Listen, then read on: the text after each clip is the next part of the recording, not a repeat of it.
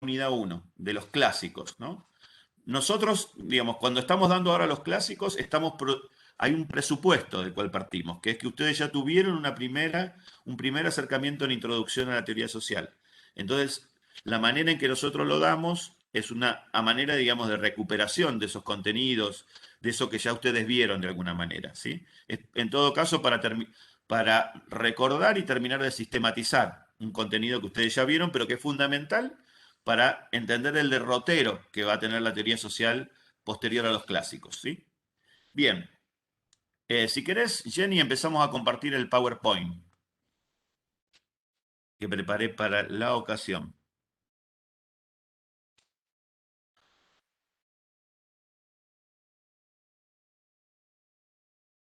¿Estás grabando, Jenny, ya? No.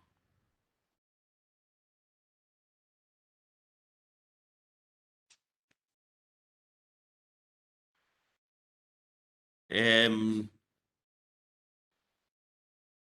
¿Estamos grabando, Sí, Jennifer? profe, estaban grabando. Buenísimo, No sé si se buenísimo, bueno, escucha. listo, así nos queda. Bueno, en principio esto, ¿no? Por las contribuciones empíricas, teóricas y metodológicas, la obra de Max Weber puede considerarse una de las más singulares y significativas de la teoría social. Por eso es junto con Marx y Durkheim uno de los clásicos de la teoría social, ¿no? Lo que quería recuperar también acá es a qué llamamos clásicos y por qué son importantes, por qué tenemos que verlos permanentemente, por qué tenemos que refrescarlos ahora en una clase, digamos, de teoría social que presupone la existencia de una materia anterior que es introducción a la teoría social. Y ahí vuelvo sobre algo que hemos dicho en algún momento, que está en los textos para ustedes, que ustedes tienen para leer, que los clásicos son importantes porque en principio contribuyeron a delimitar y legitimar el campo de las ciencias sociales, ¿no? Digo, ahí me parece que el mejor ejemplo de esto que estoy diciendo ahí es el ejemplo de Durkheim, ¿no? De esa tesis que él tiene de que lo social solo puede explicarse por lo social, ¿no? La idea de la autonomía de la explicación sociológica, la autonomía de la sociología como disciplina científica, ¿no? Esa es una manera de contribuir y delimitar, digamos, contribuir a la delimitación y legitimación, ¿no? De el campo de las ciencias sociales, porque él dice, bueno, hay algo, un objeto, lo social, que tiene que ser estudiado de un punto de vista sociológico, ¿sí? Ahí de alguna manera, y hay una idea de recorte, ¿no? Lo social tiene su propia regularidad, su propia objetividad, sus propias particularidades. La segunda cuestión de por qué los clásicos son importantes o relevantes en ciencias sociales es porque sus matrices de análisis siguen vigentes, ¿no? Digo, si yo hoy quiero entender la cuestión social, sería muy lícito partir de una matriz de análisis centrada en el materialismo histórico, ¿verdad? Si quiero entender la cuestión social en la Argentina. Entonces trataría de ver cuáles son el desarrollo de las fuerzas productivas materiales, cómo caracterizaría las relaciones de producción dominante, cuál es la estructura de clases que se deriva de ella, cuáles son los antagonismos de clase que particularmente en la formación social argentina adquiere, digamos, la contradicción capital-trabajo, ¿no? Bueno, ahí tiene un ejemplo, ¿no? De cómo hay una matriz, de cómo estos teóricos, estos clásicos, nos aportan matrices de análisis que todavía siguen vigentes, que todavía hoy utilizamos para apropiarnos de algún grado de acercamiento a las realidades, ¿no? Para apropiarnos, digamos, del conocimiento de la vida social. Y después conceptos, ¿no? Algunos de sus conceptos hoy forman parte del patrimonio común que tenemos los científicos sociales, ¿no?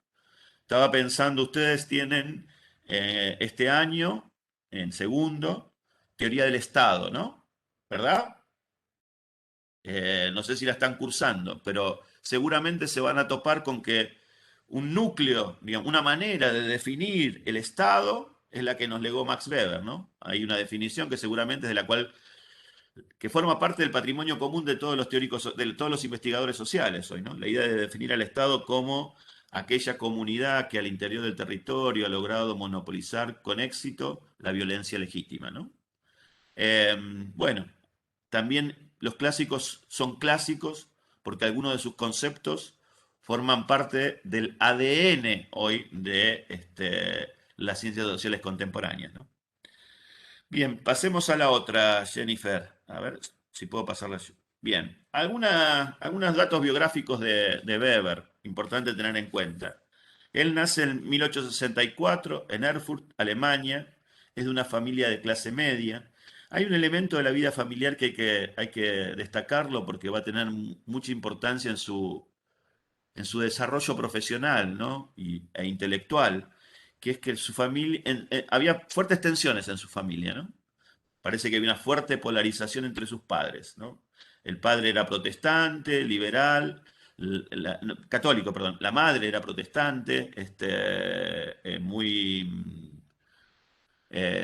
comprometida, digamos, en la práctica de la religión, y siempre hubo una tensión muy fuerte entre sus padres que impactó muy fuertemente en Weber. Es más, una pelea, digamos, con su padre y la muerte posterior, ¿no? De su padre, después de una pelea que tiene Weber en relación, digamos, a esas tensiones en el seno familiar, en 1897, le va a provocar una fuerte depresión, así que lo va a alejar de la actividad académica.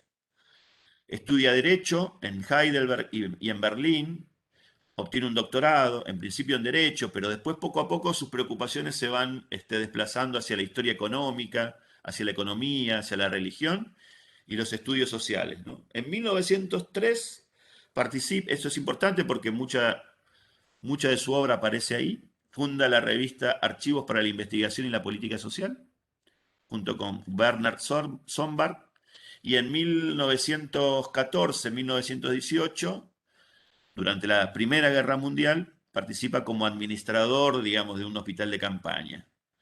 Después de la guerra, ¿no?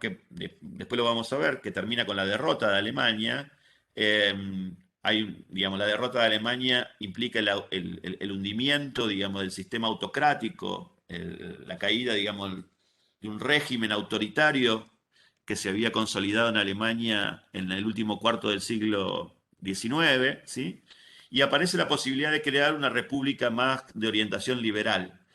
Y para eso, bueno, hay que dar una constitución, porque el régimen político anterior era autocrático, ¿no? Entonces, era un imperio, ahora se crea una república, y Weber participa de la redacción de la Constitución de la República de Weimar, ¿no? Incluso varios de sus biógrafos lo que dicen es que él tenía aspiraciones políticas en algún momento, este, que no logró concretar, ¿no? Y me voy a permitir hacer una digresión en esta biografía y hablar un poco de Marianne Weber. Marianne Weber es su esposa, y voy a hacer un comentario por dos cuestiones. La primera es que buena parte de la obra de Weber está desperdigada en artículos. Hay muy pocos trabajos, como La ética protestante y el espíritu capitalista, que tengan ese carácter de haber empezado y terminado. La obra principal, por la que generalmente estudiamos de Weber, es Economía y Sociedad, que es una compilación que hace Marianne Weber, ¿no? Marianne Weber era su esposa, pero además trabajaba intelectualmente con él codo a codo, ¿sí? Es probable que Marianne Weber, y acá viene mi segundo comentario, Marianne Weber no haya pasado, digamos, hablemos hoy de Max Weber y no de Marianne Weber también, porque, o esté más oscurecida justamente por el carácter fuertemente machista, ¿no? De la producción académica durante esa época. Era mucho más difícil para una mujer que para un hombre ser reconocido intelectualmente, ¿no? Y lo interesante que me pareció también, digamos, no solamente rescatar la figura de Marianne Weber por la labor, digamos, lo que conocemos hoy de Weber lo conocemos en buena medida por su trabajo, digamos, de compilación de sus escritos, sino también porque Marianne Weber fue una mujer que lo acompañó y discutió con él algunas de sus tesis, llevó adelante en su campo, que era el derecho, algunas de las proposiciones teóricas de Weber, y también porque fue una fuerte activista feminista, digamos, ¿no? Y lo interesante de Weber es que Weber era un teórico que estaba de alguna manera abierto, digamos, a las preocupaciones del movimiento feminista en la época. Recuerden ustedes que, digo, por ejemplo, el movimiento feminista en la época lo que reclamaba, una de las cosas que estaba reclamando fuertemente era el derecho a voto, ¿no? Que las mujeres no lo tenían conquistado todavía aún en las democracias más avanzadas de la época. Bien, Sigo con otra cuestión, el contexto histórico, digamos, y acá para ver cómo opera, digamos, esta idea de cómo tenemos de alguna manera, los conceptos en nuestro ADN, se me ocurría que la manera de pensar el contexto histórico uno lo podría dividir siempre, digamos, como una operación, ¿no? Como una operación teórica también, en lo que es a nivel del modo de producción, lo que es el capitalismo, y después lo que es el contexto nacional o formación social, ¿no?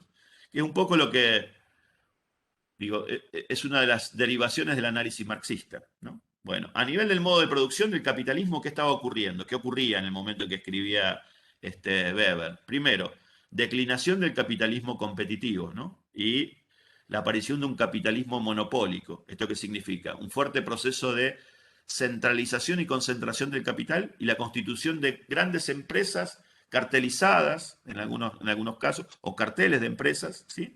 Que logran dominar una porción significativa del mercado, digamos.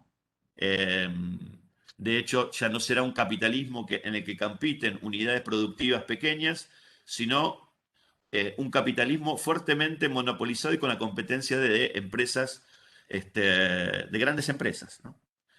Por otro lado, digamos, en términos del desarrollo capitalista, también es una época en donde no comienza, sino que se consolida tal vez algo que estaba incipientemente, que estaba en el capitalismo en sus orígenes también, que es el imperialismo, ¿no?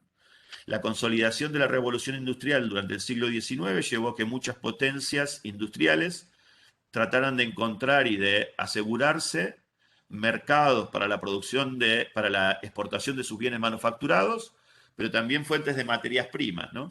Y eso como lo hicieron las potencias europeas y Estados Unidos a través de la conquista territorial, ¿no? La subsunción de territorios a su ejida, ¿no? Por eso el imperialismo. También es cierto que se consolida la sociedad industrial durante ese periodo, ¿no? Fines del siglo XIX, comienzo del siglo XX. ¿Qué significa que se consolida? Que bueno, que la población europea entre la segunda mitad del siglo XIX y las dos primeras décadas del siglo XX pasa de ser una sociedad rural a ser una sociedad industrial, urbana, ¿no? Eso es típico de la consolidación de las sociedades industriales, ¿no? El eje dinámico pasa del campo a la ciudad, ¿sí? Y las ciudades se convierten en grandes conglomeraciones en donde se concentra la mayor cantidad de población de un país, ¿no? Y obviamente que también lo que ocurre en parte vinculado, digamos, al imperialismo y su contracara, el nacionalismo que aparece en varias de las sociedades europeas de la época, es que estalla la Primera Guerra Mundial, ¿no?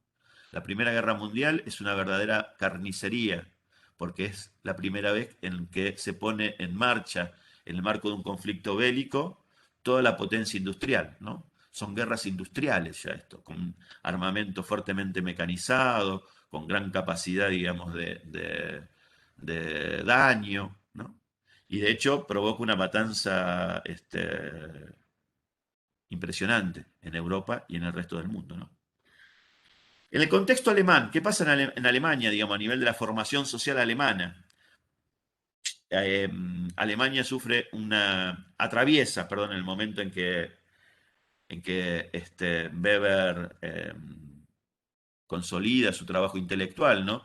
Una industrialización muy fuerte. Alemania no es de los países que lidera inicialmente la industrialización, sino que más bien se suma como una potencia industrial a partir de la segunda revolución industrial, todo lo que tiene que ver con la industria química, etcétera, etcétera, ¿sí?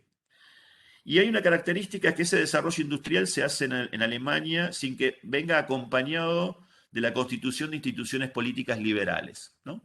Lo que demuestra en algún sentido cierta debilidad del liberalismo para implantarse y cierta, digamos, debilidad de la burguesía alemana, ¿no? Con la cual se identificaba generalmente el liberalismo político para conducir el proceso de modernización alemán, ¿no?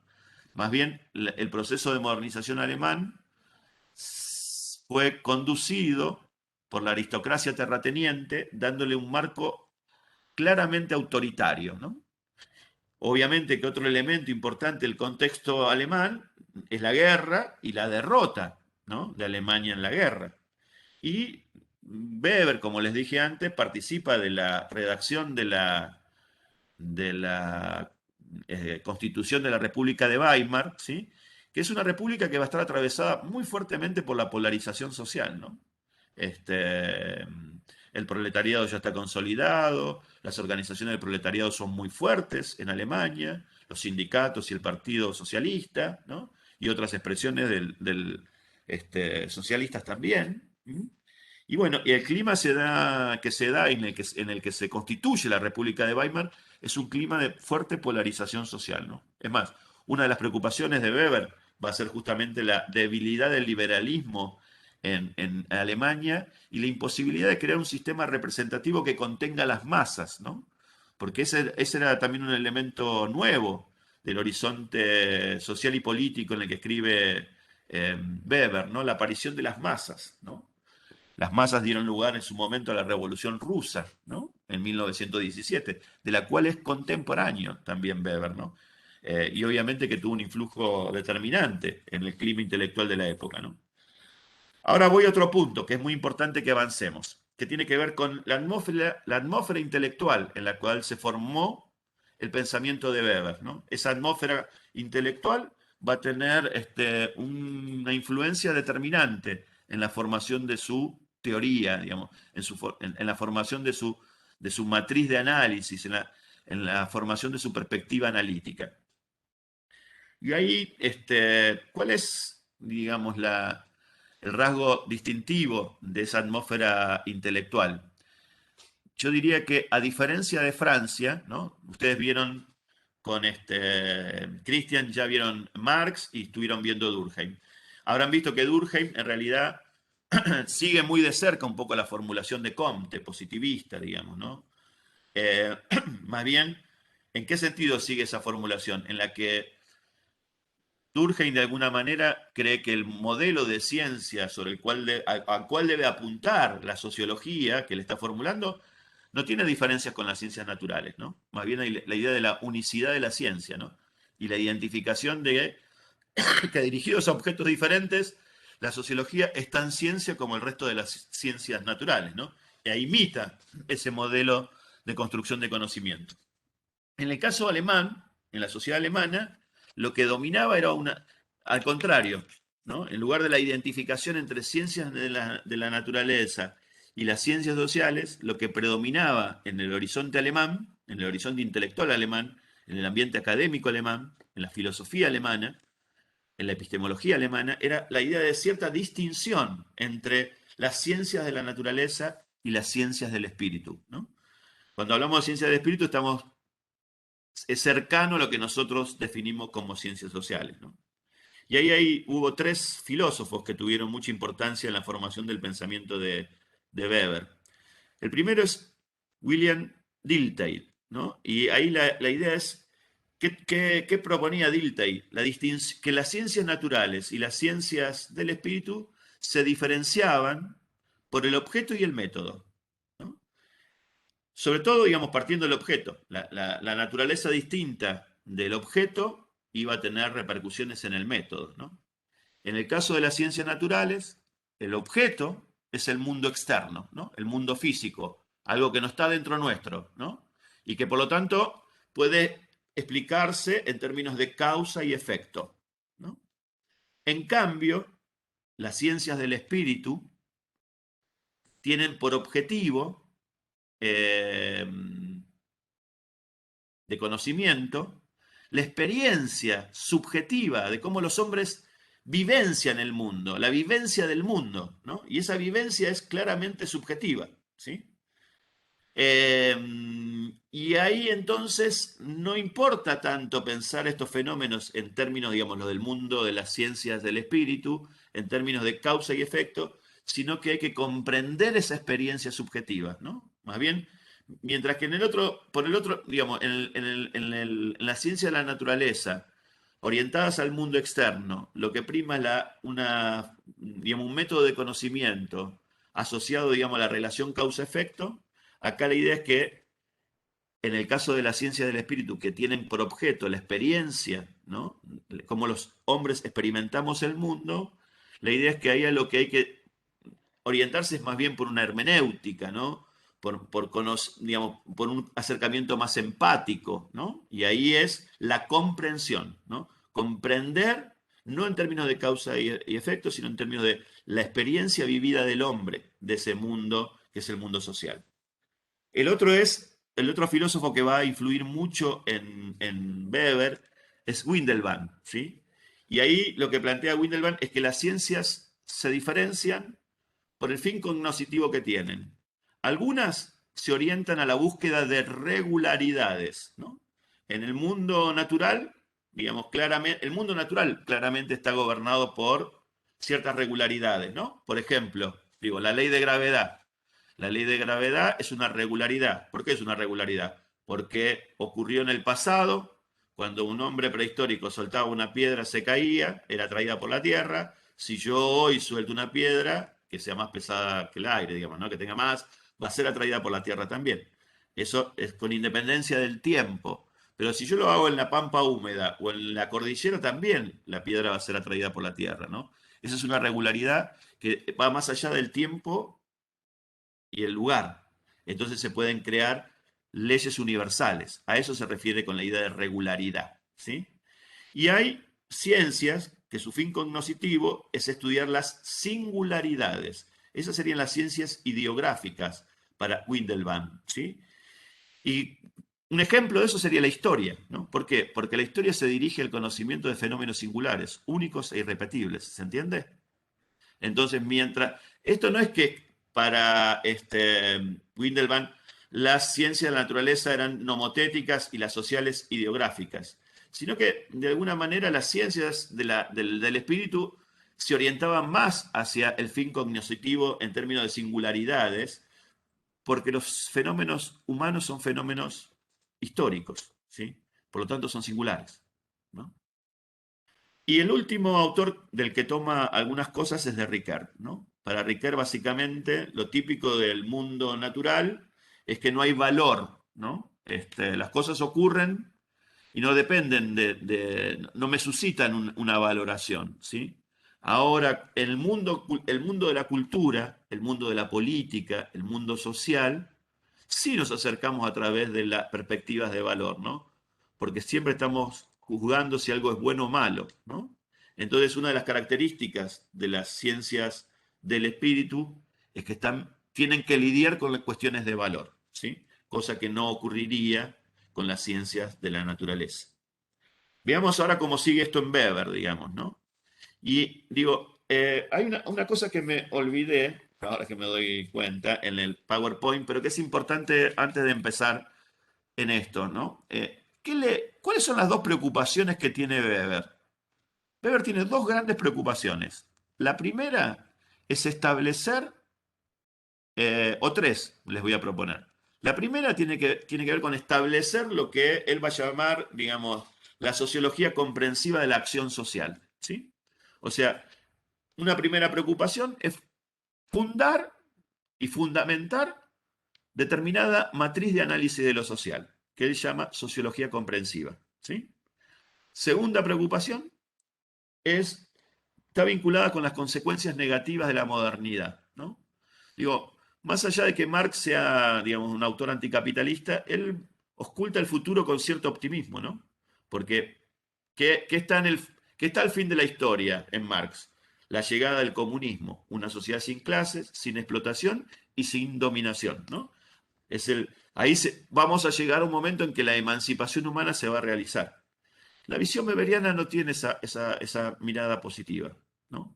Más bien es un autor que oculta la modernidad con una cierta carga pesimista, ¿no? Vamos a ver por qué después más adelante, pero podemos adelantarlo. Él observa que de alguna manera el mundo contemporáneo va hacia una burocratización creciente, ¿sí? Y que esa burocratización, y después vamos a ver por qué, tiene como consecuencia el potencial, el potencial cercenamiento de la autonomía del sujeto, ¿no? De constreñirlo aún más, de cortar la autonomía, digamos, de reducir sus grados de libertad, ¿no? Y él es un liberal, él es un autor, así como uno de Marx es un autor comprometido con la causa del proletariado, él es un autor liberal sensible a las problemáticas del pensamiento liberal, entre ellas la libertad y la autonomía de los sujetos. ¿Sí?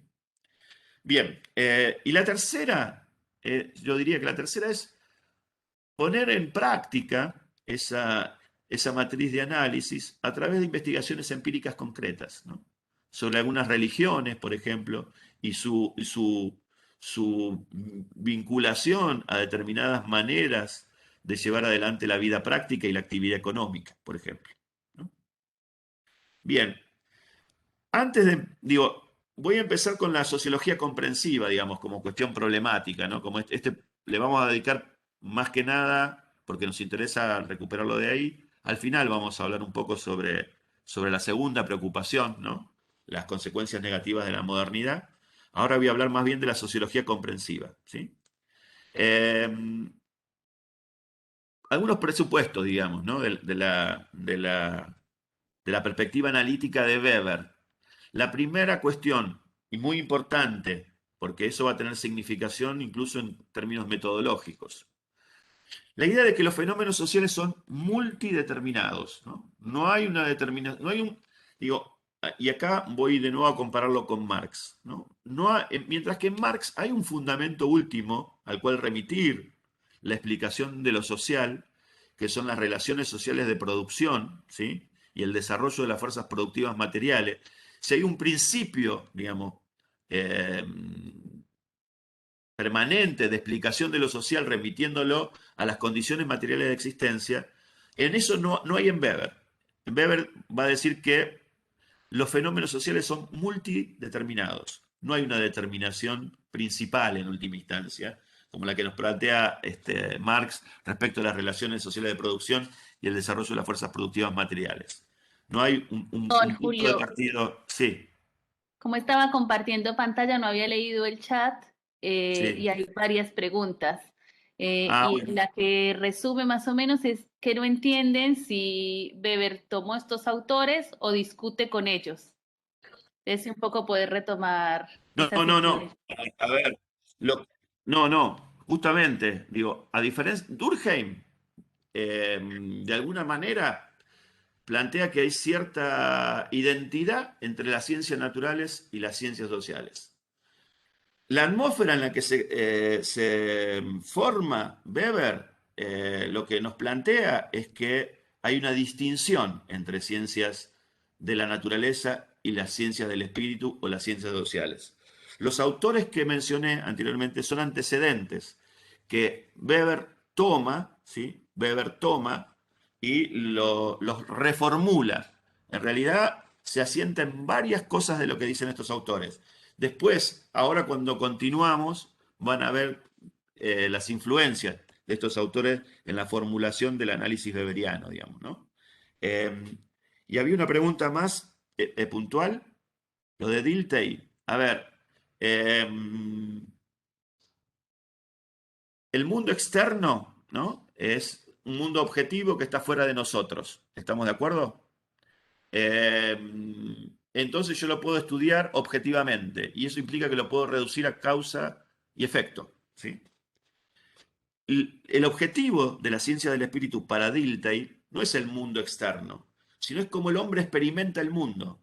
La idea es que nosotros, que el sujeto, ¿no? Las personas, no reflejamos el mundo tal cual es, y no respondemos de manera como, digamos, como un reflejo a los estímulos que nos vienen de afuera.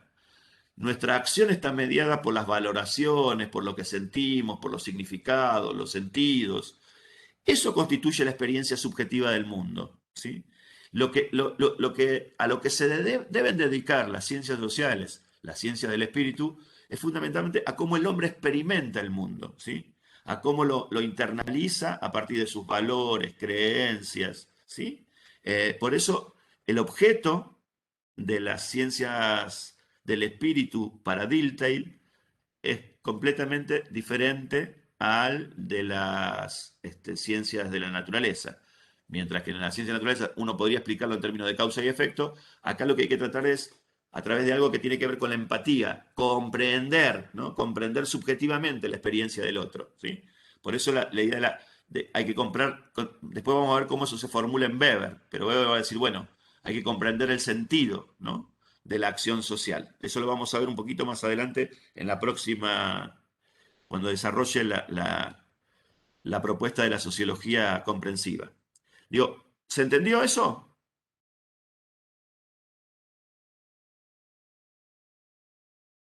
¿Se entendió? Buenísimo. Bueno, bárbaro. Avísennos, por favor, si se nos pasa algo, porque acá hay que estar atento a varias cosas y como no veo sus caras, no puedo estar viendo si están formulando algo en el chat. Bien. A ver, algunos presupuestos. La idea de multideterminación. ¿Con eso hay alguna dificultad? ¿No? Digo, ahí si quieren ustedes, para comprenderlo mejor, es verlo por oposición a Marx. Para Marx hay un fundamento último de lo social. Lo social puede ser explicado en última instancia eh, yendo a las condiciones materiales de vida.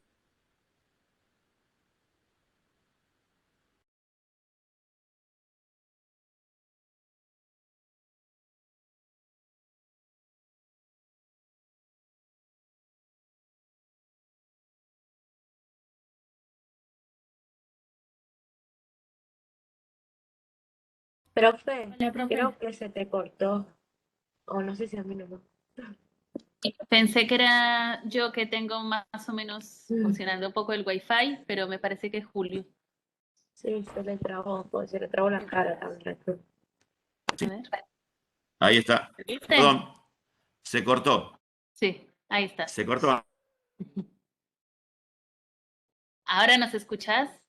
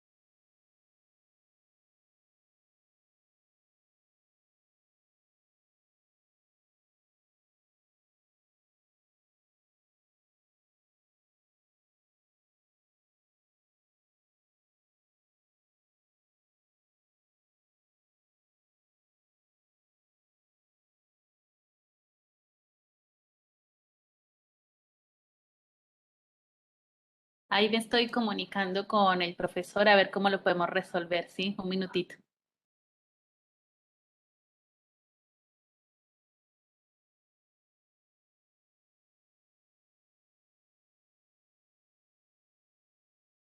Profe, de paso pregunto por qué. Nada, para matar el tiempo. Así me lo vamos a dar hoy, porque no lo mencionó el profe casi nada. Nada.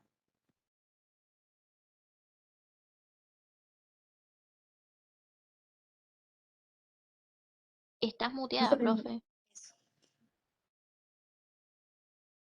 Perdón. No creo que hoy lleguemos a verlo, pero vamos a colgar un video que está ya en la página de la facultad. Les vamos a pasar el link donde pueden acceder a la parte de CIME. Se vio en una misma clase el año pasado, así que les vamos a compartir ese video. Un segundo que ahí Julio me mandó un audio, escucho que me dijo.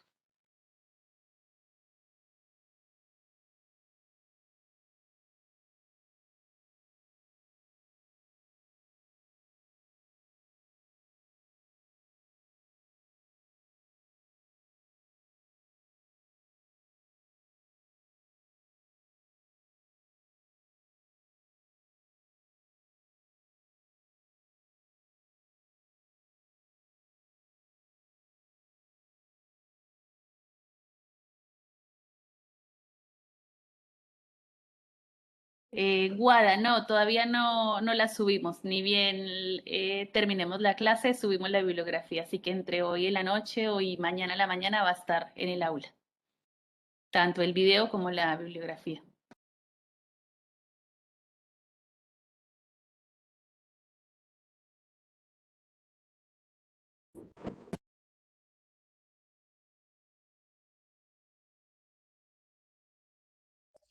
Oh,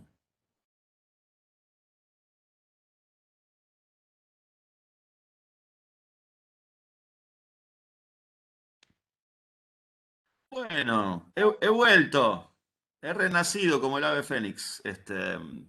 Bueno, nada, no sé a dónde estuve. Me perdí. Puede volver a ocurrir, ¿eh? Porque me parece que está funcionando mal el programa o mi conexión. Este,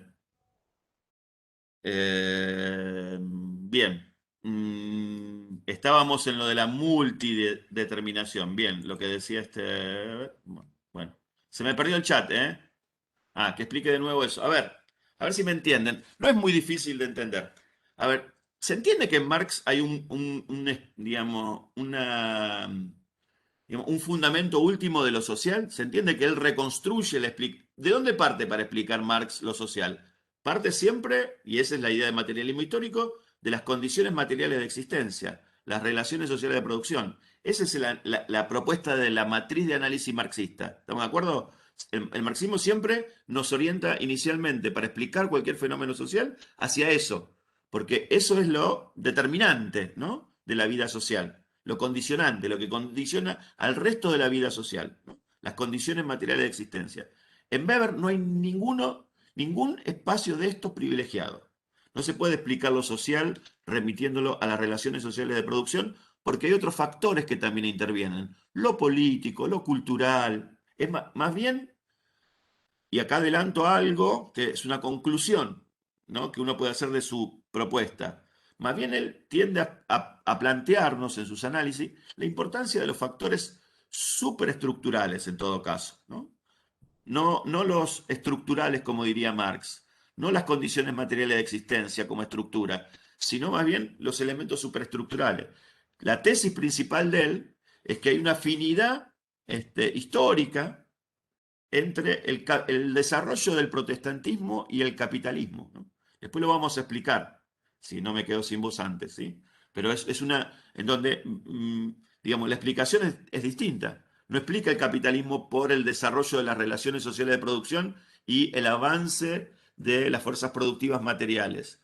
Más bien lo explica por un cambio en la mentalidad, ¿no? Como el protestantismo fue condición o un terreno cultural en donde pudo arraigar una mentalidad económica orientada al cálculo, como es lo típico del capitalismo, ¿sí? Después lo voy a explicar mejor eso, ¿sí? Eh, bueno, se me desconfiguró todo acá. No puedo ver el chat, ¿sí? Alguien me avisa en algún momento. No hay nada igual, eh, ninguna pregunta Bien. todavía. ¿Ves la ¿Se entendió presentación? esa idea de la multideterminación? ¿No? Entonces, en realidad, a veces la religión es el fundamento que explica un fenómeno social, a veces son las relaciones políticas, las relaciones de poder, a veces son las condiciones materiales de existencia. Lo que se niega a Weber es a privilegiar algún elemento como explicación última de lo social. ¿Se entiende? Paso al otro punto. Bueno, lo otro, en algún momento me estoy quedando sin voz. En algún momento lo hemos conversado también. Grito mucho, ¿no? ¿Se me escucha bien? Me parece que por como me quedo sin voz estoy gritando mucho.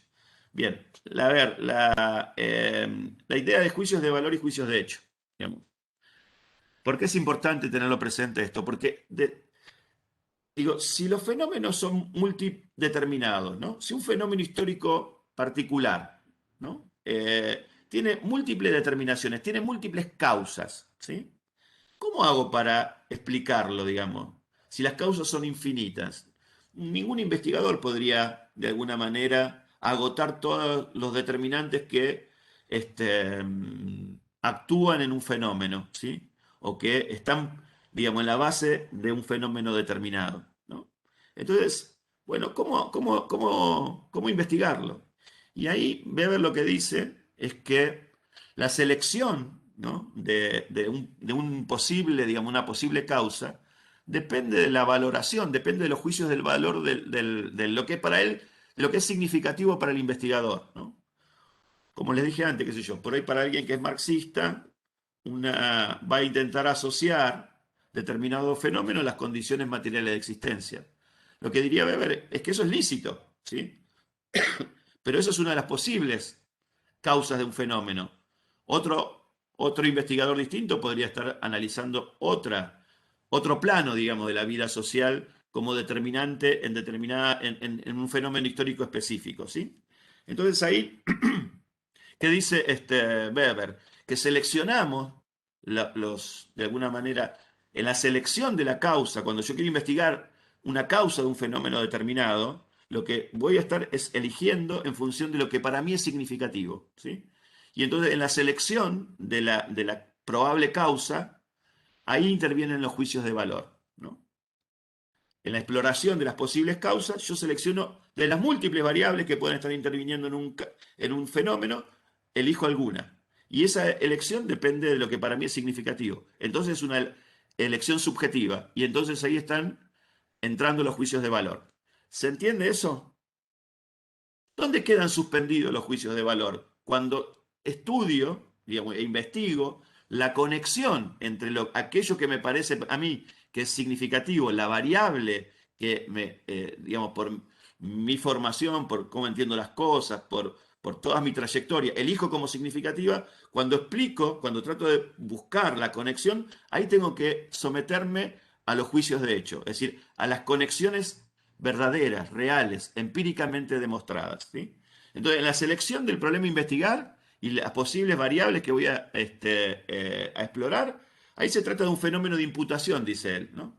Imputo una relación causal a una variable sabiendo que intervienen muchas, pero la recorto como para mí significativa, ¿no? Explorar esa conexión causal. Ahora, cuando voy a hablar de la relación entre esa variable y el fenómeno, tengo que atenerme a juicios de hecho, ¿no? A buscar las conexiones empíricas significativas, en última instancia, ¿sí? Y otra cosa que es importante, otro presupuesto muy importante digamos, el marco analítico de Weber, de la propuesta de la sociología comprensiva, es la idea de la singularidad de los fenómenos sociales, ¿no? La idea es una visión historicista.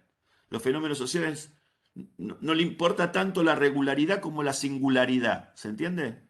Más bien ver aquellos fenómenos que han tenido una característica particular. Digo, cuando él estudia el capitalismo, por ejemplo, lo estudia como un fenómeno particular que tuvo su origen en Europa y que solamente se desplegó en Europa porque ahí solamente se dieron las condiciones históricas para que pudiera florecer. ¿De acuerdo?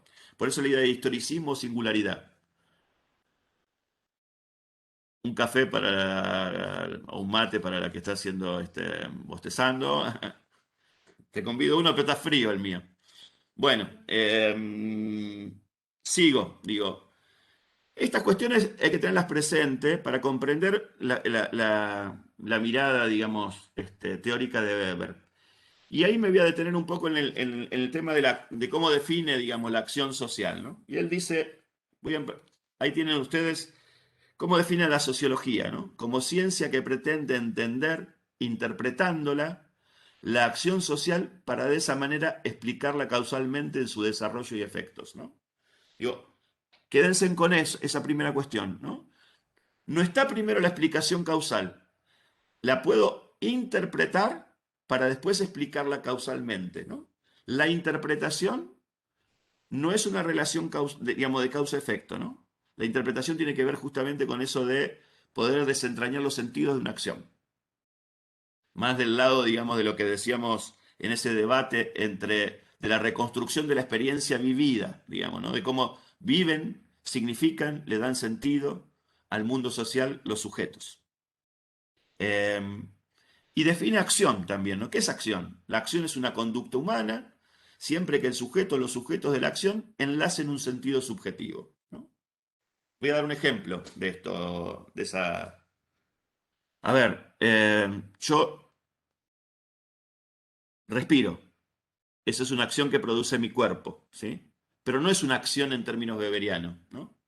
Porque la acción está vinculada no es consciente, no le puedo enlazar un sentido, ¿se entiende? Ahora, lavarme los dientes, ¿tiene un sentido subjetivo? ¿Es un acto consciente en el cual le enlazamos un sentido? ¿Por qué no lavamos los dientes? ¿Es como respirar, lavarse los dientes? Está enmarcado en Por una rutina, cultura. profe. Claro, ¿Cómo? porque uno elige o no. Claro, exacto. Es consciente, ¿no? Yo elijo lavarme los dientes. No puedo elegir no respirar, ¿no? En un caso es un movimiento consciente y en otro es un movimiento inconsciente, ¿sí? Digamos, y además le enlazo un significado a lo que estoy haciendo, ¿no? Que tiene que ver, me lavo los dientes por una cuestión de salud bucal, ¿no? De salud, pero también me lavo los dientes para poder participar de una reunión, tener buen aliento, ¿no? Digo, ¿se entiende? Ahí uno enlaza un sentido, porque quiero mantener mi sonrisa blanca, que como las propagandas, ¿no? Bien. Y la otra definición es la definición de acción social. ¿Y qué dice de la acción social? Él dice que la acción social es una acción en donde el sentido mentado por su sujeto o sujetos está referido a la conducta de otros, orientándose por esta en su desarrollo. A ver, lavarse los dientes era una acción. Ahora, Pero no estudiar social. podría ser social si yo me lavo los dientes para tener una sonrisa Para el brillante y otro, blanca para ser aceptado por los otros, ¿sí? claro. Ahí podría ser una acción social. Pero voy a pensar más que nada, digo, en el tema de sus carreras académicas, ¿no? ¿Es una acción social? ¿Qué piensan ustedes? Haberse inscrito en la carrera de trabajo Y yo creo social, que sí, profe. estudiar, formarse para adquirir un título, ¿podría ser una acción social? Yo creo que Sí, sí. porque, uy, perdón. Vos A Hoy ver, necesitas no, ese aval de la academia para ejercer eh, justamente esa acción. exactamente, ¿no? Uno espera, digamos, uno estudia para recibir un título que lo habilite a ejercer como trabajador social en un ámbito institucional, ¿no? Esa idea de la acción en donde el sentido aumentado por su sujeto, estudio, ¿sí? Está referido a la conducta de otros, a las instituciones en las cuales pretendo en algún momento desarrollarme profesionalmente, ¿no? Incluso esa idea de conducta de otros podría ser como dice otro autor que sigue en buena medida a Weber, más adelante, que forma parte de las sociologías que llamamos de la vida cotidiana o sociologías subjetivistas, lo que plantea es pensar al otro como el otro generalizado, ¿no? Yo no pienso el otro en términos de nombre. Me visto, digo, para ir a un lugar, a una actividad en la calle o a una fiesta, me visto de fiesta no por alguien en particular, sino por la situación, es de fiesta. Hay un otro generalizado, ¿se entiende? No es un otro particular, no es con nombre y apellido, no es para tal, sino que es, bueno, y el otro generalizado cuando yo estoy estudiando no es a la institución, no sé, escolar, escuela número 57 de Varadero, no, estoy pensando en el otro generalizado, en las instituciones que van a reconocer mi título, porque he transcurrido por determinada formación y hay algo que me lo acredita, ¿se entiende? Entonces, es una acción social lo que ustedes están haciendo, ¿no? De alguna manera, la acción que están llevando adelante, la acción es un movimiento, es una conducta. Esa conducta la están haciendo porque están pensando en un otro generalizado que va a reconocer su título como habilitante para desarrollar una actividad profesional, y obtener medios de vida de ello, ¿no? ¿Se entiende? ¿Eh? Bien. El objeto de conocimiento de la sociología para Weber es justamente la acción social. Es la acción de un sujeto que se orienta en referencia a los otros.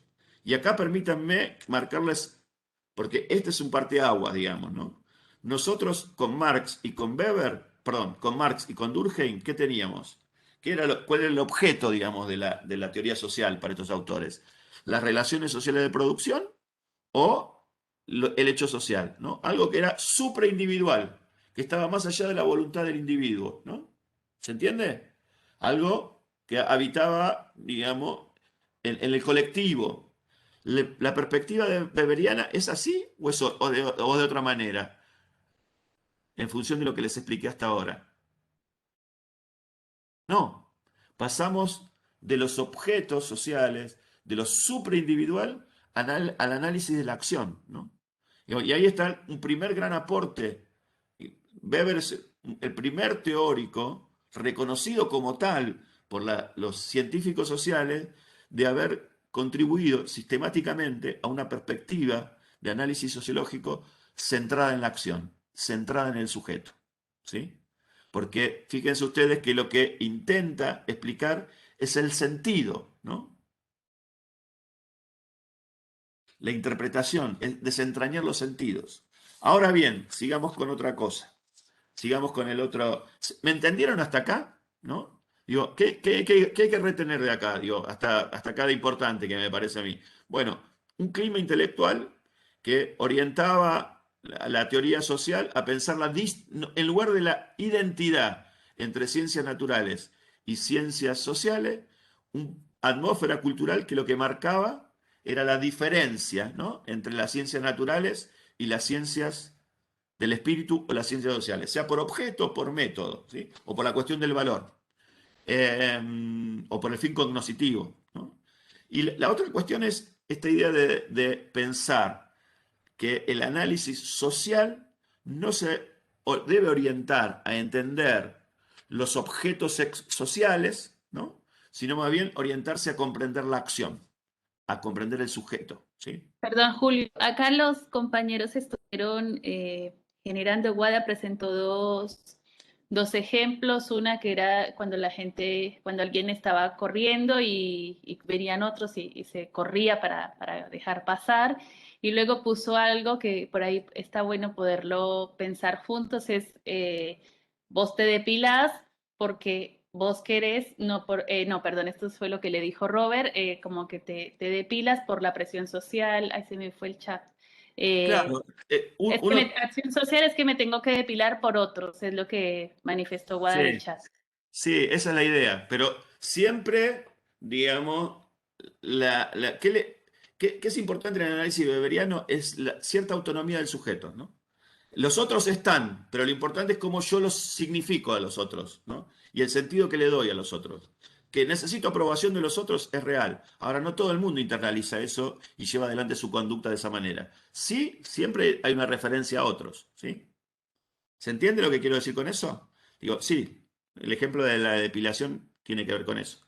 No lo hago, en todo caso uno dice, lo hago para verme bien, pero ese verme bien tiene que ver con la aceptación de otros, ¿no?, en marcos culturales compartidos. Pero lo importante no son los marcos culturales compartidos para Weber. Lo importante es cómo lo significa el sujeto. Y si yo quiero comprender la conducta humana, la acción, tengo que comprender los sentidos que le dan, ¿no? Me depilo, ¿y cuál es el sentido? Porque busco la aceptación de los otros, ¿sí? ¿Estamos de acuerdo? Porque estoy pensando en el otro generalizado en última instancia. Eh, Bien, vamos ahora al tema. ¿Qué plantea Weber? Digo, en esta idea de la multideterminación. Por eso algunas cosas van a adquirir más sentido ahora también, ¿no? En función de esta multideterminación, en realidad, cada fenómeno, cada acción está multideterminada, intervienen muchos factores en su determinación, ¿sí? ¿Cómo hago para estudiarla, digamos? Porque cada una sería una acción social en particular, ¿no? ¿Cómo la puedo estudiar, ¿no? ¿Cómo la puedo aprender? Y para eso, Weber recurre a la noción de tipo ideal. ¿Qué es un tipo ideal? Digamos, y acá voy a dar en principio una definición, si quieren usted, formal, y después vamos a ver cómo opera. Weber dice que un tipo ideal es la acentuación analítica de algunos elementos de la realidad, ¿sí?, para construir un concepto que opere heurísticamente para comprender la singularidad de un fenómeno. Difícil, ¿no? Lo que les dije. Bueno, a ver, vamos a intentar explicarlo. A ver, Si la conducta, digamos, si hay tanta variedad en la conducta humana, ¿no? Y está tan multideterminada, ¿cómo puedo capturarla yo? ¿Cómo la puedo estudiar de las ciencias sociales? Bueno, construyendo tipos ideales. Y por ejemplo, él nos va a proponer 4 tipos ideales de acción social. Toda la acción social, él la resume en 4 tipos ideales, pero que no son la acción social real. Es un instrumento, ¿sí? Es una herramienta para conocer la acción social en concreto, empírica. Es una manera de trabajar en el plano abstracto la acción social, ¿sí? Y él dice, hay 4 tipos de acción social. La racional con arreglo a fines, la racional con arreglo a valores, la afectiva y la tradicional, ¿sí? A ver, la racional con respecto a fines. Un ejemplo les voy a dar. Cuando ustedes van al mercado, ustedes tienen que proveerse la alimentación, ¿no? Están, digo, vamos a un ejemplo de alguno de ustedes. Estudiante que vive solo, ayudado por sus padres, que le dan un estipendio mensual, y que tienen que mantenerse durante una X cantidad de tiempo con ese dinero que le dan. ¿Qué van a hacer ustedes? Y una de las cuestiones básicas es la compra de alimentos, ¿no? Para poder, no sé, comer todos los días, poder estudiar. Bien, en esa compra de alimentos, ¿ustedes qué tratan de hacer todo el tiempo? Abastecerse lo máximo que Ahorrar, puedan, pagando lo menos posible, claro, ¿no? ahorrar dinero. Exacto, ahorrar con el recurso que tienen, maximizar el beneficio, ¿no?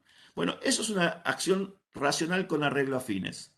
Compro en el lugar más barato porque tengo que subsistir y de esa manera voy a tener más recursos para poder asegurarme la subsistencia material. ¿Se entiende? Ir al mercado y elegir lo más barato es un tipo de conducta racional con arreglo a fines, ¿sí? Ahora, siempre compran lo más barato y siempre compran, no, porque a veces me doy un gusto, ¿no? A veces interviene, no compro en el lugar más barato porque intervienen otras cosas también, ¿sí? La idea es que, en términos generales, estos modelos de acción, estos tipos ideales de acción, me permiten capturar como si fuera el concepto que me permite capturar la individualidad de una acción social, ¿sí? Sigo para que después sigamos viéndolo. Racional con arreglo a valores.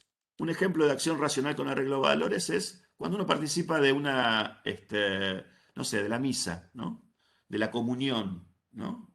De sentirse parte de una comunidad religiosa, ¿sí?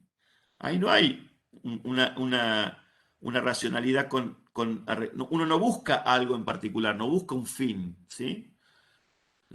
Participar en eso tiene un valor, ¿no? Que es formar parte de la comunidad religiosa. ¿Estamos de acuerdo? No es un medio, ir a la misa no es un medio, es un fin expresivo en sí mismo y tiene que ver con que valoro sentirme parte de una comunidad. La afectiva tiene que ver con enamorarse, ¿no? Y la tradicional es un tipo de acción que viene de un tiempo inmemorial y se repite como costumbre, ¿no? ¿Qué sé yo? Las fiestas patrias, por ejemplo, ¿no? Rituales recurrentes, ¿no? A veces hasta pierden el sentido porque solamente son reproducciones de algo que viene de hace mucho tiempo y es una tradición, ¿no? Que a veces pierde hasta el sentido para las personas contemporáneas. ¿Qué dice Weber? Siempre están estos cuatro tipos de acción social. ¿Son los que se verifican en la realidad? No. En la realidad hay en la realidad la acción se encuentra mixturada, ¿no? Tiene elementos racionales con elementos afectivos. Tiene elementos tradicionales con elementos con arreglo a valores. Ahora, ¿para qué crea los tipos ideales? A través de esa acentuación analítica de algunos elementos de la realidad y crear estos 4 tipos ideales de acción social, para con estos modelos acercarme a la realidad y poder comprenderla, ¿no? Poder entenderla en su singularidad. Voy a explicar el fenómeno social en cuanto se acerca o se aleja de estos modelos ideales, de estos tipos ideales. No son tipos normativos, son tipos conceptuales para el análisis empírico, son herramientas. ¿Se entiende? ¿Eh? ¿Se entiende esta idea?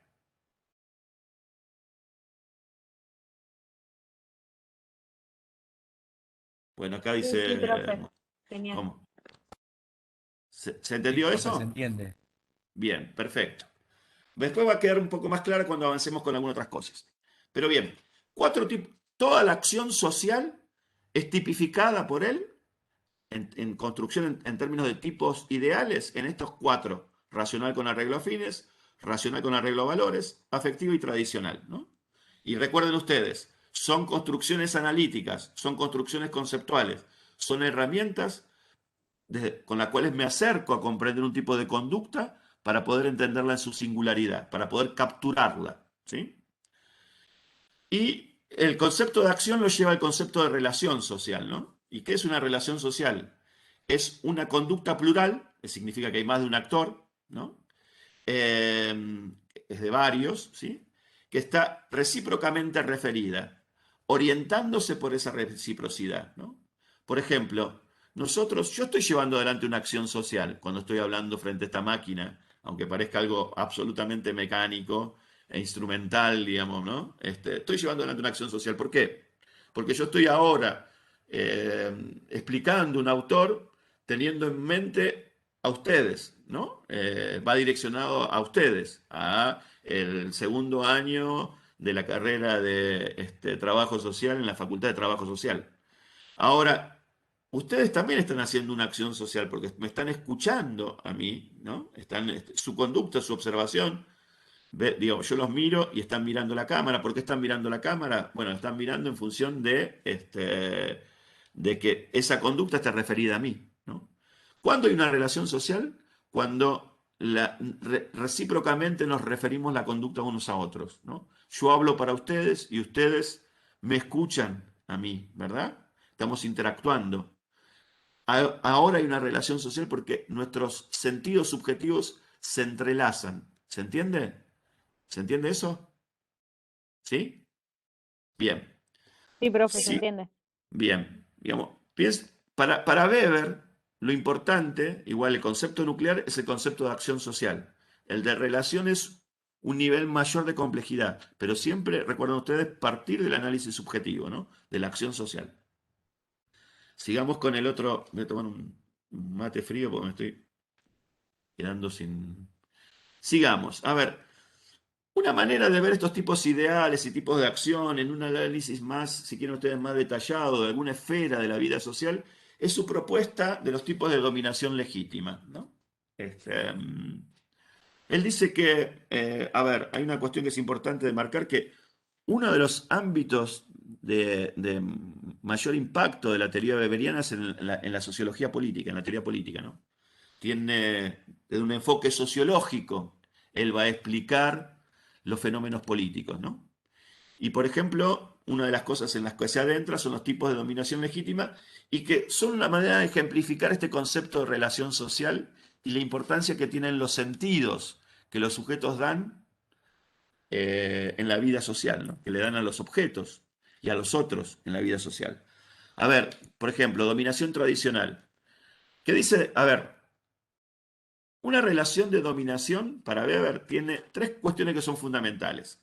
La primera es que para llevarse adelante una dominación requiere de medios materiales de administración, ¿no? Digo, uno podría decir ¿qué significa que hay una dominación? Que hay gente que obedece y gente que manda, ¿no? Hay una relación de mando y obediencia. Hay dominantes y dominados. ¿Estamos de acuerdo? Hay alguien que gobierna y alguien que es gobernado en las relaciones de dominación. ¿Estamos de acuerdo? Ahora, una primera cuestión es que en cualquier relación de dominación hay un medio material de administración, ¿no? Los países mantienen el orden social porque tienen policías y las policías tienen eh, armas, ¿no? Con las cuales resguardan el orden social. ¿Estamos de acuerdo en eso? Las armas son un medio material de administración, porque son los medios que permiten de alguna manera administrar y sostener un orden social. ¿Se entiende eso? Ahora también toda dominación requiere de un cuadro administrativo también, ¿sí? Los policías, ¿no? Para que haya policías no hace falta solamente que haya armas, sino que también haya un cuerpo, ¿no? Que lleve adelante los procesos de mantenimiento del orden. ¿Estamos de acuerdo? ¿Y qué se necesita también? El último elemento, y es el último elemento el que él va a tomar como más significativo, justamente por su perspectiva subjetivista en el análisis social, que tiene que ver con, bueno, todo el que manda trata de fundar su mando en alguna pretensión de tener títulos justos para mandar, ¿no? Y el que obedece, obedece porque cree en la autoridad de aquel que manda. ¿Estamos de acuerdo? Eso lo llama legitimidad. Esas creencias en los justos títulos de los que mandan es lo que él llama legitimidad. ¿Y la creencia dónde está? ¿Es un objeto social o es más bien anida en el sujeto? Lo que a él le preocupa es cómo anida en el sujeto, porque eso es lo que va a explicar la obediencia, ¿se entiende? Que la gente internalice y se oriente en la relación al que manda por la creencia en los justos títulos que posee, eso es vital para Weber. Eso es lo que permite explicar la orientación de la conducta de la obediencia, ¿se entiende? ¿Mm? Y bueno, y él lo que va a decir es que hay tres grandes principios de legitimidad, ¿no? Que van a caracterizar a, bueno, cada forma, a ver, cada tipo ideal de dominación se caracteriza por un cuadro administrativo particular, por determinadas características de los medios materiales de administración y por algún principio de legitimidad. Lo que voy a explicar ahora es el principio de legitimidad porque me parece que es el elemento más subjetivo, más interesante para pensar. Tradicional. ¿Por qué se obedece en una relación? ¿Dónde se fundamenta la legitimidad en una dominación tradicional? En la costumbre, ¿no? En cuestiones que vienen de un tiempo inmemorial, que han sido así de toda la vida y que de alguna manera se encuentran naturalizadas, ¿sí? Y se invoca la tradición en la relación a la obediencia, ¿no? Un típico modo, digamos, un ejemplo típico de dominación perdón, dominación tradicional legítima son las monarquías, ¿no? Donde la sucesión de un rey a otro, el hijo primogénito, el hijo varón masculino, el primero, es el heredero del trono, eso está fijado por tradición, viene de un tiempo inmemorial, y cuando un rey muere y es reemplazado por uno nuevo, está dotado de la legitimidad para gobernar porque se creen sus justos títulos, porque esa manera de elegir al rey o de nombrar al rey viene de un tiempo inmemorial, ¿no? Viene de un tiempo, de una larga tradición, ¿no? Viene del fondo de la historia, en última instancia. Siempre ha sido así, ¿no? El peso de la tradición es lo que legitima eso. La dominación carismática está estrechamente asociada al reconocimiento de los dones extracotidianos de una persona, de alguien que rompe los formatos tradicionales, ¿no? De alguien que de alguna manera revoluciona la vida cotidiana. Alguien que tiene una personalidad extraordinaria, ¿sí? Se obedece a esa persona porque de alguna manera se cree en esos dotes que tiene la persona, ¿no? Digo, qué sé yo. El Dalai Lama, las figuras caudillescas, ¿no? En términos políticos, ¿no? Un caudillo que obtiene una legitimidad importante por parte de la adhesión del pueblo porque se cree que es un estratega inconmensurable, ¿no? Que rompe el molde. Digo, no estoy haciendo propaganda, pero digo, desde el punto de vista kirchnerista, digo, está muy internalizado, ¿no? La jefa, ¿por qué la jefa? Y nunca se equivoca, y está por encima del resto de los políticos, está digamos, a años luz, ¿no? Bueno, esa es una manera de pensar. Recuerden ustedes, son tipos ideales, eso significa que siempre la realidad se encuentra mixturada. Y uno puede decir, bueno, la dominación de un líder como Cristina descansa, ¿no? En la creencia de ciertos dones extranaturales, extracotidianos, ¿no? Sobrenaturales, un liderazgo fuera de lo común, una inteligencia fuera de lo común, una capacidad de oratoria fuera de lo común, ¿sí? Eh, Acá, Julio, los compañeros están intercambiando en el chat. Bueno, cuando hacías relación a lo carismático, hablaban de que sea un líder. cuando hablabas de que se legitime la dominación, alguna compañera manifestaba que no necesariamente porque obedezca, que está de acuerdo con esa obediencia. Y acá finalmente Franco pregunta si sería alguien que inspire cambios. Por el Che Guevara sería carismático según Weber. A ver, hay dos o tres cuestiones. A ver, la primera, la primera pregunta, repetímela de nuevo. ¿Sabes que a mí no me están apareciendo el chat?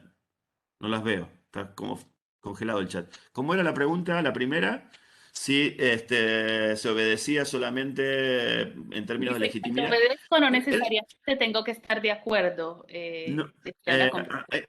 a él es muy interesante la distinción que él hace entre poder y autoridad. Poder es la capacidad de imponer mi propia voluntad aún contra la resistencia del otro. Poder es como si fuera equivalente a fuerza, ¿no? Impongo mi voluntad aún contra la resistencia del otro, porque tengo más fuerza, ¿sí? Ahora, la autoridad es imponer mi voluntad con el consentimiento del otro. Y ese consentimiento se alcanza porque el que manda y los que obedecen creen en algún tipo de legitimidad del que, en los justos títulos del que manda, digamos, ¿no? ¿Se entiende? Para mandatos específicos, dice él, ¿no? Porque yo tendría autoridad si le dijera a ustedes, miren, empezamos una clase y hoy, miren, vamos a tomar un pequeño examen, les voy a tomar algo del último teórico. Quiero que me respondan por chat todos tres preguntas y todos me responden. ¿Por qué me responderían? Porque creen que ser profesor titular me habilita a hacer eso, ¿sí? Eso tiene que ver con la autoridad, no con el poder. Con el poder es cuando yo los constriño, las pongo contra, bueno, si no, no sé, perderían la vida si no responden, muy dramático, digo, ¿no? Se entiende la diferencia entre poder y autoridad. La autoridad tiene que ver con el consenso, y el consenso se otorga, se alcanza apelando a algún criterio de legitimidad. O la tradición, o el carisma, ¿no? O el tercer tipo de dominación, que es la racional burocrática, ¿no? O legal, legal racional, racional burocrática.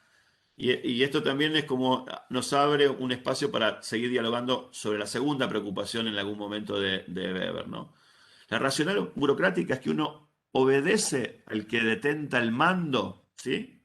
Obedece fundamentalmente porque cree en los mecanismos a través de los cuales llegó a esa posición de poder, ¿no? A través de mecanismos estatuidos por la ley. La ley establece quién ocupa una posición de mando y no obedezco a la persona, sino que obedezco a la persona en función del mecanismo por el cual fue elegido, en este caso a través de la cuestión legal, básicamente, ¿no? Cuando eso está instituido de una manera legal. ¿Y por qué burocrática? Porque lo que va a decir es que lo típico de la dominación legal es que el cuadro administrativo es la burocracia. Después lo voy a explicar eso. Digo, si ténganlo presente como algo que es significativo para Weber.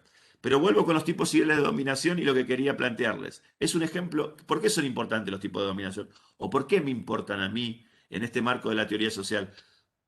¿Por estos tres tipos de dominación en sí mismos? Sí, por supuesto, son muy importantes. La teoría política son, digamos, alguien que hable de la dominación no puede obviar a Weber, ¿no? Es un autor por el cual uno tiene que pasar y discutir con él en todo caso. Pero no me interesan por eso, sino me interesan como ejemplo de relación social, ¿no?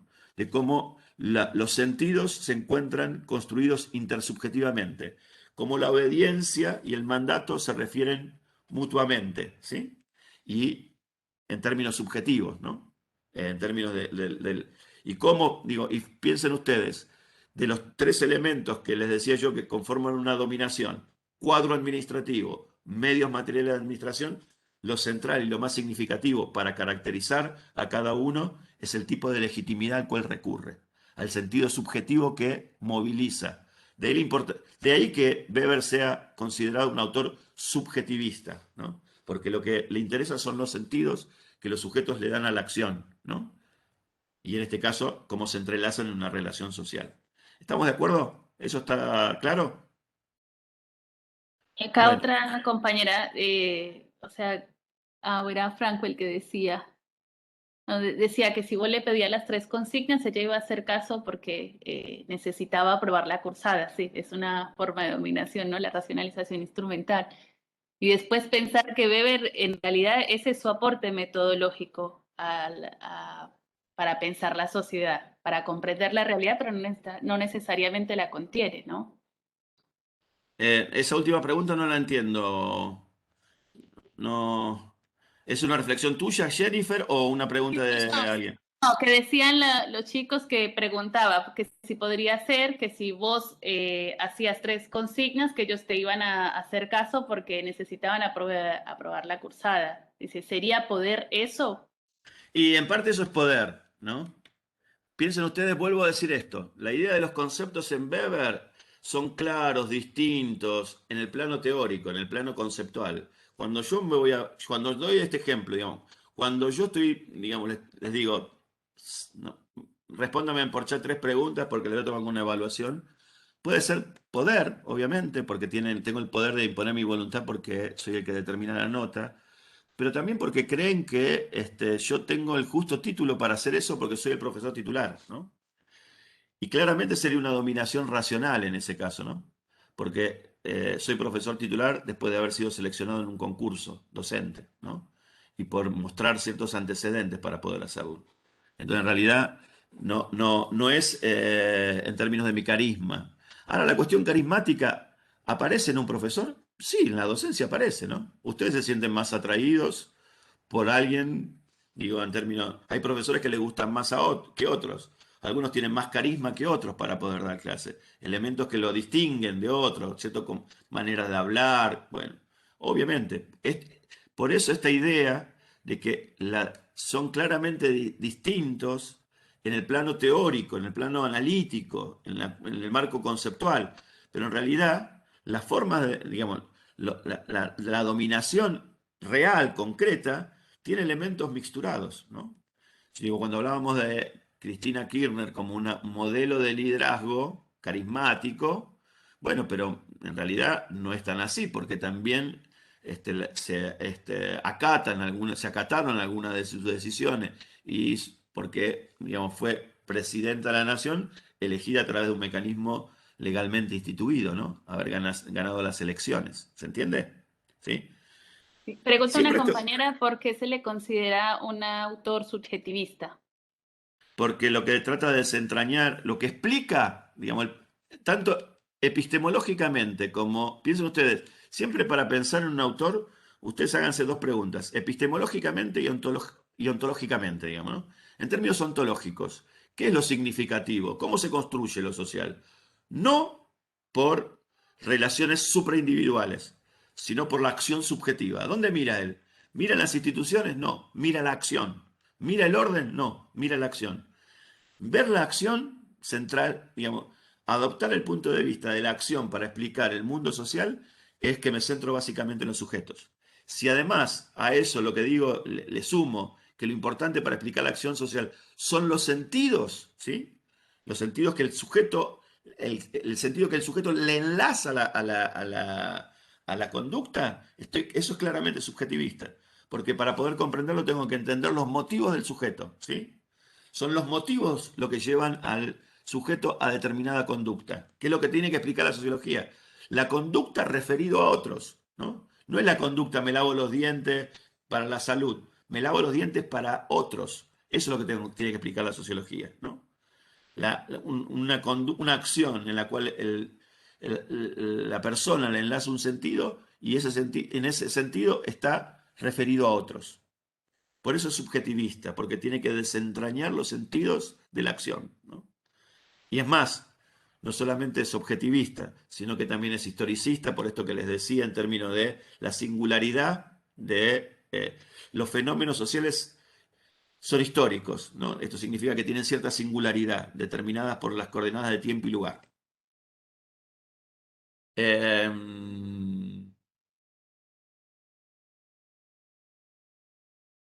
Y también es un individualista metodológico, ¿no? En el sentido de que parte del individuo para poder pensar, digamos, el entramado social. Lo social se construye desde el individuo. Ontológicamente, lo social no se construye con hechos o relaciones sociales de producción, sino con conductas humanas orientadas a otros. ¿Se entiende? Ese es el punto de partida. Ontológicamente, eso es lo que está constituido. ¿Y por qué epistemológicamente? También esa es la pregunta epistemológica. Porque ¿qué es lo que intenta desentrañar Weber? Los sentidos. Y los sentidos, no los sentidos mecánicos, ¿no? Yo pongo en marcha un sentido mecánico flotante que está en la sociedad y lo pongo en marcha, sino que yo le enlazo un sentido, ¿no? Ahí también la autonomía del sujeto. El sujeto no está determinado el sentido que le imprimimos a la acción, sino que el sujeto es libre y de alguna manera enlaza un sentido, ¿no? Ese enlazamiento del sentido parte del sujeto. ¿Se entiende? ¿Tiene dificultades? Y sí, tiene muchas dificultades. Así como las miradas de Marx y de Durkheim también tienen elementos de debilidad teórica, ¿no? Obviamente que estas perspectivas también tienen su dificultad. Eh, los sentidos, digo, por ejemplo, los sentidos, ¿están o no construidos socialmente? ¿Sí? Y Weber diría que sí, pero bueno, los sentidos son algo disponible. Que yo elija entre los sentidos disponibles uno especial para enlazarlo a mi conducta, ojo, no es que estoy eligiendo, sino que es un proceso, se entiende, más mecánico en última instancia. De los sentidos que puedo orientar, yo elijo uno. Bueno, esa elección, esa orientación, también es subjetiva, ¿no? Es individual en todo caso. Acá la idea es que para explicar lo social parto del sujeto, por eso es subjetivista. No parto de Camila objetos. preguntó. No parto de objetos, parto de sujetos. No parto de instituciones, de hechos sociales, supraindividuales, como en Durkheim. No parto de las relaciones sociales de producción independiente de la voluntad de los sujetos, sino que parto básicamente del sentido subjetivo. Para reconstruir el fenómeno social, tengo que desentrañar los sentidos de los que actúan en él. ¿Se entiende? Por eso es subjetivista y comprensivista. Porque ¿cómo comprendo los motivos si anidan en el sujeto? No los puedo desentrañar, es imposible. ¿Cómo puedo reconstruirlo yo? Con la utilización del tipo ideal, ¿no? De acción. ¿Cómo sé si por qué está orientada esta acción? Y yo no puedo saber los motivos de ustedes. Yo puedo acercarme a reconstruir los motivos de ustedes tratando de comparar su conducta con algún modelo, ¿no? De acción social, con algún tipo ideal de acción social. ¿Se entiende eso? A ver, lo que sí les diría es que de los dos, de Marx y de los tres, Marx, Durkheim y Weber, es el autor más complicado y más complejo para comprender, ¿sí? Porque es contraintuitivo. Digamos, nosotros estamos más acostumbrados a entender lo social como algo que nos determina de afuera y no como algo que construimos nosotros a partir de los sentidos que motorizamos en la acción, ¿se entiende? Si nosotros no le pusiéramos un sentido a esto, si no tendría un sentido para mí, esto que estoy haciendo, y un sentido para ustedes, no habría clase de teoría social como hecho social, ¿no? Durkheim se centraría en lo que esto provoca en nosotros. Esto está cristalizado, como nos determina. Weber, el punto de vista es otro, los sentidos que nosotros ponemos en generar esta interacción. ¿Se entiende? Como es el punto de vista es completamente distinto y alternativo al durkheimiano y al de Marx, ¿no? Y les digo, es más contraintuitivo porque no estamos acostumbrados a pensar de esta manera. Sigo, a ver, y por ahí dejo acá con esto último. El análisis de Weber también es interesante en esta idea de la multideterminación. Por ejemplo, cuando establece la estructura social, ¿no? En Marx, la estructura de una sociedad está determinada por las relaciones sociales de producción y los actores que se constituyen a partir de esas relaciones sociales de producción son las clases, ¿sí? Lo que va a decir Weber es que no hay un lugar privilegiado de constitución de los actores sociales y para la acción colectiva. Él reconoce que hay tres grandes elementos sobre los cuales se puede reposar una estructura social. Pueden ser las clases, y cómo define las clases, las define en términos muy parecidos a los de Marx, por propiedad o no de los medios de producción, ¿sí? Lo que sí dice es que para él, y digamos, y acá hay una gran diferencia con Marx, no necesariamente las clases dan lugar a acciones colectivas, ¿no? a comportamientos compartidos, ¿no? Y agregados. Eso es contra Marx, ¿no? Marx, ¿qué decía de las clases? ¿Quiénes son los protagonistas de la historia? Pueden prender el micrófono, che. Las clases, ¿no? La historia no es más que la historia de la lucha de clases. Los actores protagónicos del desenvolvimiento de la historia son las clases. ¿Qué nos dice Weber? Sí, puede dar lugar a agrupamientos humanos, pero muy pocas veces da lugar a acciones colectivas. O sea, la coordinación de una acción por parte de las personas que están en el mismo, ocupan un mismo lugar en el proceso productivo y son una clase. Lo contrario a Marx, ¿no? Sí, está más cerca, dice, otra manera de estratificar tiene que ver con el prestigio y el honor social, ¿no? Cuando una sociedad, en vez de estructurarse en términos de clase, se organiza en términos de estamento, y los estamentos no se diferencian por el lugar que ocupan en el proceso productivo, sino porque están diferenciados por prestigio, ¿no? La aristocracia, la idea de sangre azul, ¿sí? Es típica los estamentos en la sociedad india, ¿no? Y otra manera y ahí la idea de que el estamento se organiza fundamentalmente a través del prestigio y el honor, ¿no? Y él dice, bueno, en realidad sí, el estamento, el honor y el prestigio dan lugar a acciones colectivas. ¿Por qué? Porque, bueno, hay una manera, digamos, de vida que se asocia al estamento, ¿no? Los aristócratas llevan un estilo de vida y ciertos comportamientos que tienen que ver con el lugar que ocupan en la estructura social, con su prestigio, porque diferenciarse forma parte central de una sociedad organizada en términos de estamento, ¿no? Y el otro son los partidos. Los partidos son asociaciones de hombres, claramente son acciones colectivas, porque la primera asociación es organizarse en un partido que tiene por fin alcanzar algún programa, ¿no? Y se orienta hacia el poder político. Es lo que dice que los grupos sociales en las sociedades contemporáneas no solo se articulan en torno a la propiedad o no de los medios de producción, sino también en torno al prestigio, en torno al mercado, obviamente propiedad y no de los medios de producción, pero también en torno al poder. No hay un solo criterio de estratificación, relaciones sociales de producción. Están las relaciones sociales de producción, pero también está el poder y el prestigio o el estatus. ¿Se entiende? ¿Estamos de acuerdo? ¿Sí? Profe, Eh, yo no entendí el último. ¿Me podés volver a explicar, por favor? a ver, ¿cómo se agrupan, cómo se forman los grandes colectivos sociales en las sociedades contemporáneas? Marx, que decía, los grandes colectivos sociales tienen un lugar privilegiado para constituirse, que son las relaciones sociales de producción, y los actores significativos del mundo social son las clases, ¿sí? Era como un criterio único de constitución de cómo se dividía internamente la sociedad en grupos, dando lugar a una estructura social, ¿no? Una estructura social compuesta por, fundamentalmente, en torno a propietarios y no de los medios de producción. Un criterio único de estratificación social centrado en las clases. ¿Qué va a decir Weber? No es el único criterio a través del cual las personas se agrupan. Hay tres criterios básicos a través de los cuales se agrupan las personas. Las relaciones de producción o las relaciones de mercado, las clases, pero también la gente se agrupa por afinidad respecto de un programa político determinado, determinada ideología, y constituye un partido, ¿no? Y los partidos se organizan en función de la conquista del poder. Esa es otra posibilidad del agrupamiento humano, ¿sí?